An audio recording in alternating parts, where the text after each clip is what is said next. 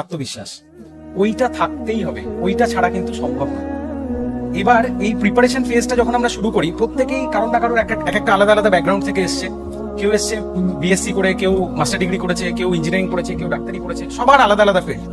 প্রথম কথা হচ্ছে ভয়টা কিন্তু প্রত্যেকের লাগে, আমারও লেগেছিল। 2015 সালে আমি সিভিল ইঞ্জিনিয়ারিং নিয়ে pass out Meghnad Saha institute of technology থেকে, টেকনো ইন্ডিয়া গ্রুপে। তো সেই সময় হঠাৎ করে প্রিপারেশনের কথা, প্রথম কথা আমি ভাবিনি প্রিপারেশন যে নেবো, যে ছোটবেলা থেকে আমার স্বপ্ন, কাউকে দেখেছি নীলবাতি নিয়ে ঘুরছে, পুলিশ নিয়ে ঘুরছে, না, একদমই না। প্রথমে ভেবেছিলাম ওই সিভিল ইঞ্জিনিয়ারিং করবো, সিভিল ইঞ্জিনিয়ারিং কমপ্লিট হবে, তারপরে সেখান থেকে চাকরি পাবো এল&টি বা সিমপ্লেক্স। ভেবেছিলাম যে ওই থার্ড ইয়ার ফোর্থ ইয়ারে যে ক্যাম্পাসিংটা হয় সেখানেই পেয়ে যাবো কিছু একটা।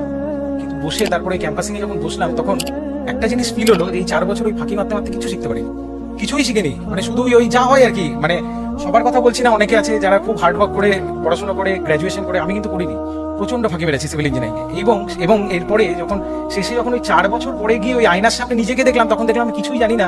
আর আজকে যে চাকরিগুলো পাচ্ছি না, তার পেছনে একটাই কারণ তারা মানে আমাকে নেবে না, কারণ নিয়ে কোনো লাভ নেই।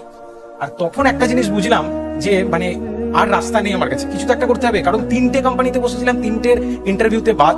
গেট পরীক্ষা দিতে গিয়েছিলাম, গেট পরীক্ষা দিয়ে ওই কোশ্চেন দেখে যা কোশ্চেন সলভ করলাম, তাতে মোটামুটি মানে ওই নিজের দিকে তাকাতে লজ্জা লাগার মতো ব্যাপার। আর তার সঙ্গে বাড়িতে জিজ্ঞেস করছে কেমন হলো গেট, কত অ্যান্সার করলি, কি বলবো, মানে এই বানিয়ে একটা মোটামুটি যেখানে কাট অফটা যায় এটা শুনে নিলাম। তার আশেপাশে বললাম ওই হতেও পারে, নাও হতে পারে, কিন্তু আমি জানি হবে না, কারণ অনেক নিচে গেছে আমার মার্কস, আমি জানি। সেখান থেকে দাঁড়িয়ে তারপরে যখন চ্যালেঞ্জটা এলো যে এবার তাহলে কি করবো, কিছু তো একটা করতে হবে। অলরেডি পাড়ার লোকজন, বাড়ির লোকজন, বা বাড়ি বলতে ফ্যামিলি, যারা এক্সটেন্ডেড ফ্যামিলি, নট মা বাবা, তারা কিন্তু প্রশ্নটা শুরু করে দিয়েছে। এবং পাড়ার যারা বন্ধু বান্ধব, আমার সঙ্গে যারা পড়তো, পাড়াতে যারা আমার সমবয়সী বা বিভিন্ন জায়গায় যাদের সঙ্গে আমার পরিচয় হয়েছে, তাদের সঙ্গে যখনই দেখা হয়, পুজোতে বেরিয়েছি ঘুরতে, 4-5 জন মিলে ঘুরছি, কোথাও না কোথাও বুঝতে পারছি কনফিডেন্সটা নিজের কম। তার কারণ ওরা কিন্তু প্রত্যেকে চাকরি করে, কেউ টিসিএস এ আছে, কেউ উইপ্রোতে আছে, কেউ ইনফোসিসে আছে, কেউ ব্যাঙ্গালোরে চাকরি করে, কেউ পুনে, চেন্নাই, বিভিন্ন জায়গায় আছে। আমি কিছু করি না, আমি শুধু বাড়িতে বসে থাকি। তো সেখান থেকে দাঁড়িয়ে তাহলে মানে এই সময় সবচেয়ে মুশকিলটা হয়, হয়তো খেতে গেছি কোথাও একটা রেস্টুরেন্টে দুর্গাপুজোর সময়, খাওয়া হয়ে গেছে, বিলটা পেমেন্ট করার সময় 4 জন বলছে তুই দিস না, তুই পরে দিস, তুই তখন চাকরি করছিস, যেদিন চাকরি করবি সেদিন খাওয়াস। ভালোভাবে বলেছে, ভালো বন্ধু ভাবে বলেছে, কিন্তু কোথাও না যেন ভিতরে একটু খারাপ লাগে। সেখান থেকে কামব্যাক করা বা সেখান থেকে ফিরে আসা, এটাই আমি বলতে চাইছি, সেটা হচ্ছে আত্মবিশ্বাস। আমি ভেবেছি, এখানে যারা বসে আছে প্রত্যেকে ওই একদিন ভেবেছিল যে হ্যাঁ আমি WBCS ক্লিয়ার করব, সিভিল সার্ভিস ক্লিয়ার করব, ইউপিএসসি ক্লিয়ার করব। ওই ভাবনাটা যেন যতদিন না হচ্ছে ততদিন মনের মধ্যে থেকে যায়, গেঁথে ঢুকে যায়।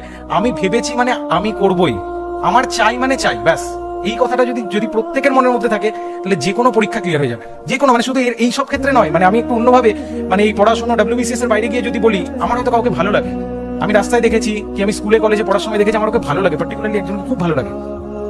অ্যাপ্রোচটা হবে আমি চাই মানে আমি চাই, ওটা আমার, ব্যাস, আর কিছু বুঝি না।